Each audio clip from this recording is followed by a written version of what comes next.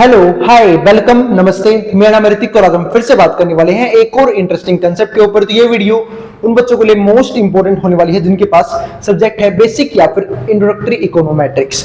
तो चलो फिर शुरू करते हैं आज की वीडियो, जहां पे हम बात करेंगे सेमेस्टर 4 के एक और इंपॉर्टेंट कंसेप्ट के ऊपर। ठीक है, तो लेसन नंबर 3 हमारा शुरू हो चुका था, जिसका नाम क्या था, मल्टीपल रिग्रेशन मॉडल।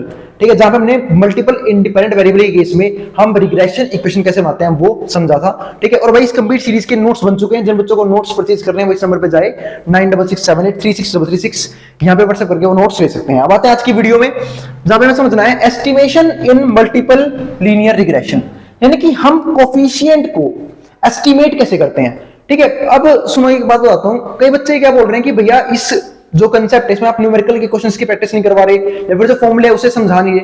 जब न्यूमेरिकल क्वेश्चंस की प्रैक्टिस करवाने वाला हूं, उन चीजों को अलग से समझा दूंगा अपने आप ही। बाकी मैं हर एक फॉर्मूले को एक्सप्लेन करता हुआ आया हूं अब तक की वीडियोस में। आई बात समझ में? उसमें कुछ समझना है तो आप डिस्कस कर सकते हैं न्यूमेरिकल क्वेश्चन में, क्योंकि पूरी बुक में एक भी न्यूमेरिकल नहीं है। थ्योरेटिकल कंसेप्ट ज्यादा है, न्यूमेरिकल है ही नहीं। ठीक है, तो न्यूमेरिकल मैं प्रीवियस क्वेश्चन पेपर देखने के बाद तब बताऊंगा आप लोगों को। अगर बात समझ में, तो इस बात का ध्यान रखें। ठीक है, और अभी से जितना पढ़ाया जाए उतना ही पढ़े और फॉर्मूले वगैरह को अच्छे से याद कर लें। ठीक है, और उसमें कैसे वैल्यूज को मतलब निकालते हैं या फिर जो हम लोग वेरिएबल्स यूज करते हैं उसका मतलब क्या होता है वो सब अच्छे से एक्सप्लेन कर चुका हूं। आई बात समझ में? अब आते हैं कंसेप्ट के ऊपर। तो यहाँ पे कंसेप्ट क्या है हमारा, estimation of multiple linear regression. इस बात का मतलब क्या होता है पहले हम वो समझते हैं। Estimation in the context of linear regression involves finding the values for coefficient। तो estimation का मतलब ही क्या होता है लीनियर रिग्रेशन के केस में? देखो, चाहे वो सिंगल लीनियर रिग्रेशन हो, यानी कि जहां पे सिर्फ क्या हो, एक इंडिपेंडेंट वेरिएबल हो, चाहे बहुत सारे इंडिपेंडेंट वेरिएबल हो। लीनियर रिग्रेशन होने का मतलब ही क्या होता है, मतलब एस्टिमेशन का मतलब ही क्या होता है कि कोफिशिएंट को एस्टिमेट करना, ऐसे कोफिशिएंट निकालना जो हमने डाटा हम निकाल रहे हैं उसके अंदर बेस्ट फिट बैठते हो।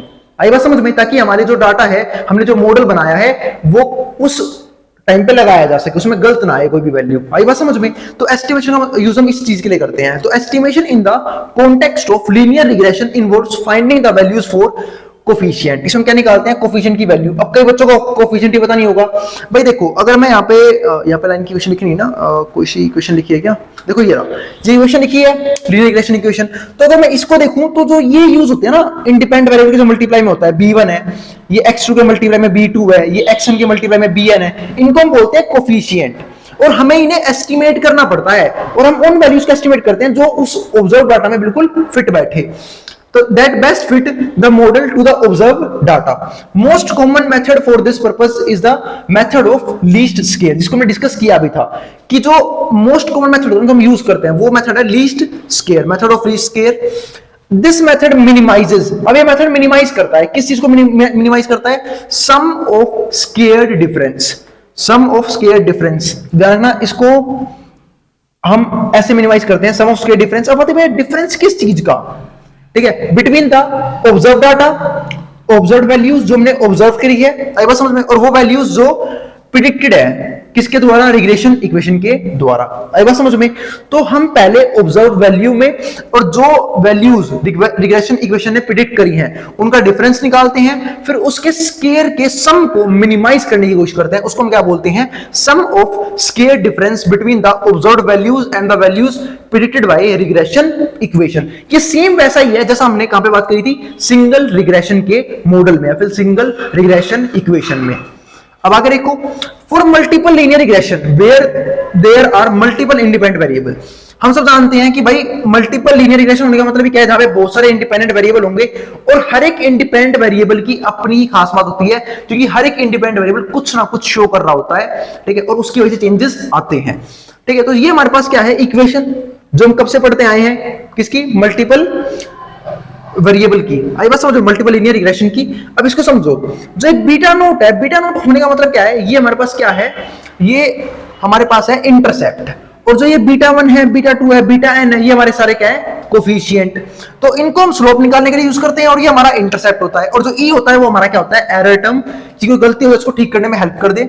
इसके बाद क्या आता है हमारा, the estimate for the coefficient beta 1, beta 2, beta n।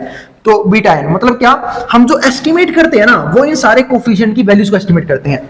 That minimises the sum of squared, जो मिनिमाइज करे सम ऑफ स्क्वेयर्ड, जिसका residual are obtained by solving a system of equations, जो कैसे आया है इक्वेशंस को सॉल्व करने के बाद, known as a nominal equation. तो हम क्या बोलते हैं उसे, nominal equation. The matrix form of the normal equation is this.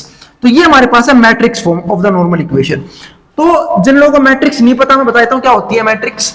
देखो मैट्रिक्स का मतलब पता है क्या होता है, अब मैं आपको वो समझाने वाला हूं थोड़ा सा मैट्रिक्स का इंट्रोडक्शन। जिन्होंने 12th में, जिनके पास मैथ ने चैप्टर जरूर पढ़ा होगा, 3rd चैप्टर था ये 12th में, मैट्रिक्स, ठीक है, क्योंकि मैं मैथ पढ़ाता हूं तो मुझे पता है। तो मैट्रिक्स जो है, मैट्रिक्स होता है किसी भी रेक्टेंगुलर एरा के अंदर जब हम कुछ एलिमेंट्स डाल दे उसको हम बोलते हैं मैट्रिक्स। फॉर एग्जांपल मैं लिख दूं 2 4 6 8, तो देखिए क्या बन गई हमारे पास, ये एक मैट्रिक्स बन गई। अब जो मैट्रिक्स है, ये जो एलिमेंट है ना, इसको हम बोलते हैं या तो एलिमेंट या फिर मेंबर ऑफ द मैट्रिक्स। अब मैट्रिक्स में कुछ खास बातें होती हैं। जब भी हम मैट्रिक्स का नाम लिखते हैं वो हम लिखते हैं हमेशा कैपिटल लेटर से। सपोज करो मैंने इसका नाम लिख दिया ए, तो ये कैपिटल लेटर में होगा।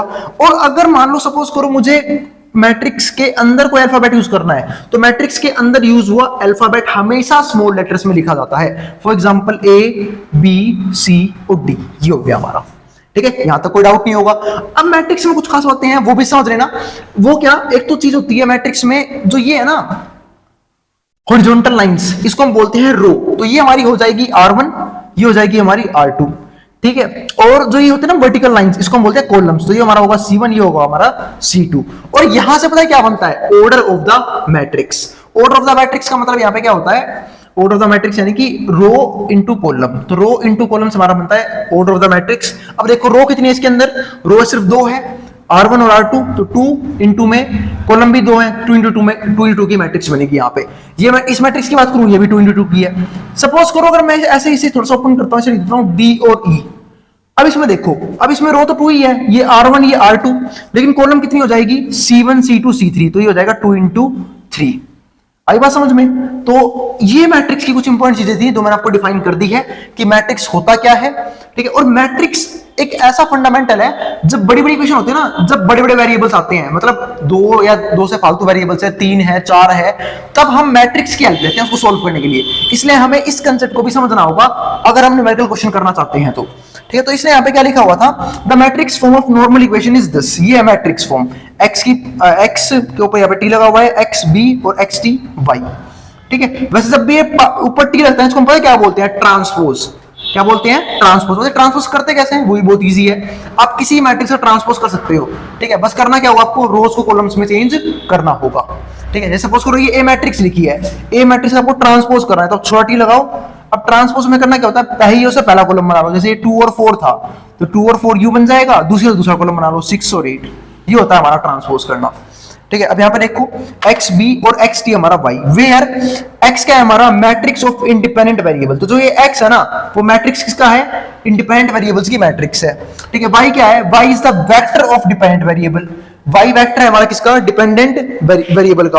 और बी क्या है हमारा, B is the vector of coefficient estimate. तो बी हमारी हेल्प करता है कोफिशिएंट को एस्टिमेट करने के लिए, ठीक है। उम्मीद है क्लियर हो गया होगा कि एस्टिमेशन जो है हम कैसे करते हैं मल्टीपल लीनियर रिग्रेशन इक्वेशन में, ठीक है। हमने सिंपल इक्वेशन की बात भी करी और मल्टीपल इक्वेशन की मैट्रिक्स वाले मेथड की भी बात करी।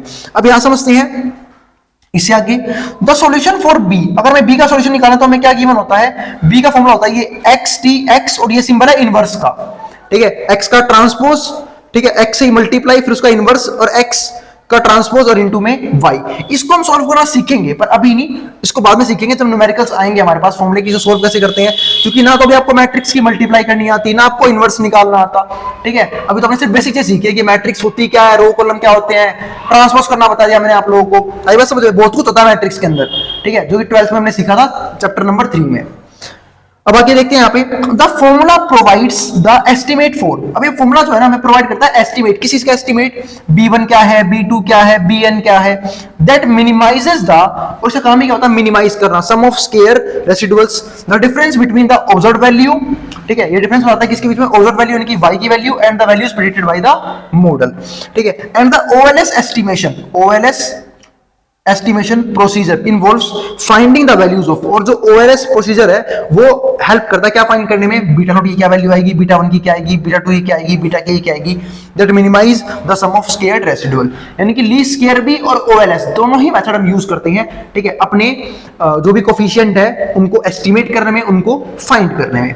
आई बात समझ में? तो उम्मीद है आपको इस वीडियो से ये तो क्लियर होगा कि हम यहाँ पे मल्टीपल लीनियर रिग्रेशन इक्वेशन में एस्टिमेशन किन चीजों की करते हैं और कैसे करते हैं, चाहे वो हमारा मैट्रिक्स मेथड अप्लाई कर रहा हूं, क्योंकि सबसे बढ़िया मेथड होता है हमारा मैट्रिक्स मेथड। वैसे तो हमारे पास है ही वो, क्या नाम है, ओएलएस, और उसी का पार्ट है ये मैट्रिक्स में, क्योंकि अलग अलग इक्वेशन बनेगी और जब इक्वेशन को सॉल्व करने की बारी आएगी तो उस टाइम हमारा ये मैट्रिक्स का कंसेप्ट काम आएगा, ठीक है। और अगर न्यूमेरिकल होंगे आप लोगों के सिलेबस में तो मैं पक्का वो सारे कंसेप्ट करवा दूंगा। आई बात समझ में? तो उसके लिए आराम से कोई टेंशन मत लेना, जो पढ़ाया जाए ध्यान से पढ़ना और हर एक चीज को याद जरूर रखना।